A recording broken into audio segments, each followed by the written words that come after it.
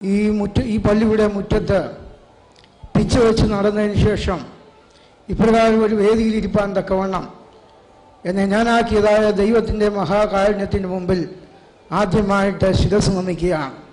ഇപ്രകാരം ഇവിടെ നിൽക്കുവാൻ തക്കവണ്ണം കഴിഞ്ഞത് ഇവിടെ എന്നെ ആത്മീയമായി പരിപോഷിപ്പിച്ചതായ അനേക ആധ്യാത്മിക നേതാക്കന്മാരുടെ സഹകരണവും പ്രോത്സാഹനവും കൊണ്ടാണ്. അവരെയൊക്കെയും ഞാൻ പ്രത്യേകമായി സ്മരിക്കുകയാണ്. മൺമറഞ്ഞുപോയ വന്യനായ മാവേലിൽ ഡേവിഡ് കോറപ്പിസ്കോപ്പ, വന്യനായ KG ഗീവർഗീസ് കൊപ്പാറച്ചൻ, ഇവിടെ ശുശ്രൂഷിച്ചതായ മറ്റ് ആളുകൾ, ഈ ഇടവകയിലുള്ളതായ സഹോദര വൈദികർ, അവരുടെയൊക്കെയും പ്രോത്സാഹനങ്ങൾ എനിക്കുണ്ടായിരുന്നു. അതാണ് വലിയൊരു കാര്യം. അനുമോദനങ്ങളെ നന്ദിയോടുകൂടി അനുസ്മരിച്ചുകൊണ്ട് അനുമോദനങ്ങൾക്ക് നന്ദി അർപ്പിക്കുന്നതിന് പകരമായിട്ട് ഈ ഒരു സ്ഥാനത്തേക്ക് വരുവാൻ തക്കവണ്ണം എന്നെ കൈ പിടിച്ച് എന്നെ വഴി നടത്തിയതായ എൻ്റെ വലിയ തിരുമേനി അഭിമന്യ ഒസ്താത്യോസ് തിരുമേനിയെ സ്മരിക്കുകയാണ്. അഭിമന്യനായ തോമസ് നമ്പ്യാട്ടിനെ സ്മരിക്കുകയാണ്. വന്യനായ പോളച്ചനെ സ്മരിക്കുകയാണ്. വന്യനായ MG പോളച്ചൻ ഇവിടെ ഒരു കൺവെൻഷന് വന്നപ്പോഴാണ് ഈ പുതുപ്പാടി ആശ്രമത്തോടെ ചേരുവാൻ തക്കവണ്ണം എനിക്ക് അവസരമുണ്ടായത്, ആ ഒരു ദർശനമുണ്ടായത്.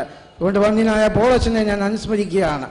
ജീവനോടിരിക്കുന്നവരിൽ എനിക്ക് പിതാവും ഗുരുവുമായിരിക്കുന്നതായ നമ്മളിപ്പോൾ ഓർഡർ ഓഫ് സെൻറ്റ് ജോർജ് ബഹുമതി നൽകി ആദരിച്ച വന്യനായ KI ഫിലിപ്പ് റംബാസൻ എൻ്റെ എല്ലാ വളർച്ചയിലും ചെറുതും വലുതുമായ എല്ലാ കാര്യങ്ങളിലും എനിക്ക് ഉത്തേജനവും എനിക്ക് വേണ്ടതായ എല്ലാ സഹായങ്ങളും ചെയ്തുകൊണ്ടിരിക്കുകയാണ്.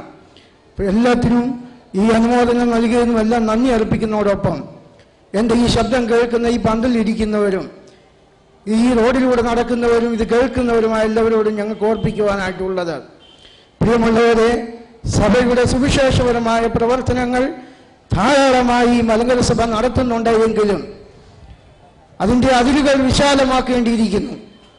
അതിൻ്റെ പ്രവർത്തനങ്ങൾ ഇന്ത്യയുടെ ചെറുതായ ഗ്രാമങ്ങളിലേക്ക് പോകേണ്ടിയിരിക്കുന്നു. ദൈവം തമ്പുരാൻ ഈ സഭയെ ഏൽപ്പിച്ചത് ഈ ഇന്ത്യ മുഴുവനും സുവിശേഷവൽക്കരിക്കാനാണ്. മാർത്തോമാ ശ്ലീഹായെ ഇവിടെ അയച്ചത് അതിനാണ്.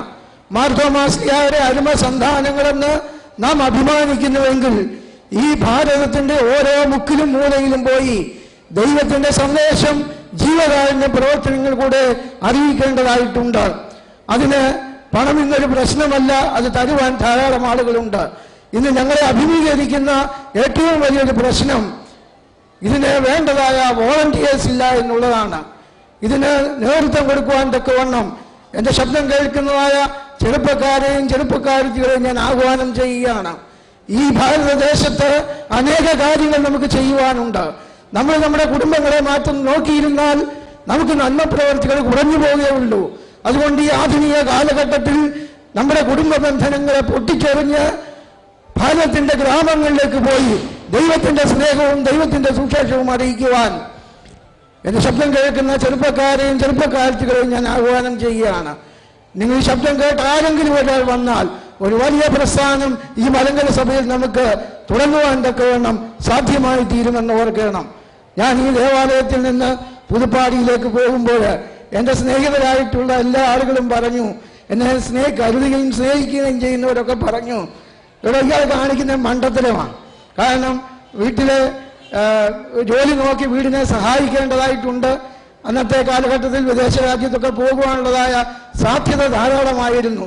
അതുകൊണ്ട് വിദേശത്ത് എവിടെയെങ്കിലും പോയി ഒരു ജോലി നോക്കി കുടുംബമൊക്കെ നോക്കി നിങ്ങളുടെ വീടൊക്കെ ഒന്ന് അഭിവൃദ്ധി കൊണ്ടുവരുവാൻ തക്കവണ്ണം ശ്രമിക്കുന്നതിന് പകരം നീ ഒസ്താത്യോസിന്റെ കൂടെ പോയിട്ട് എന്താ ചെയ്യാൻ പോവുക എന്ന് ചോദിച്ചു.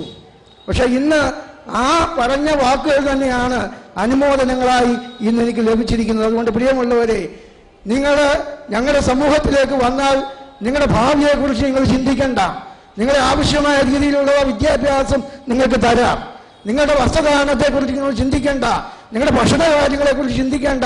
ഇതൊക്കെയും പ്രൊവൈഡ് ചെയ്യുവാൻ തക്കവണ്ണം ഇന്ന് ഞങ്ങളുടെ പ്രസ്ഥാനത്തെ ദൈവം തമ്പുരാൻ അനുഗ്രഹിച്ചിട്ടുണ്ട്. അതുകൊണ്ട് മുമ്പോട്ടുള്ള കാര്യങ്ങളെക്കുറിച്ച് നിങ്ങൾ ചിന്തിക്കേണ്ട. ദൈവത്തിൽ ആശ്രയിച്ചുകൊണ്ട് എടുത്തിയാടി മുമ്പോട്ട് വന്നാൽ ഭാരതത്തിൽ നമുക്ക് കൈകോർത്ത് നിന്ന് അനേക പ്രസ്ഥാനങ്ങൾ വളർത്തിയെടുക്കാം.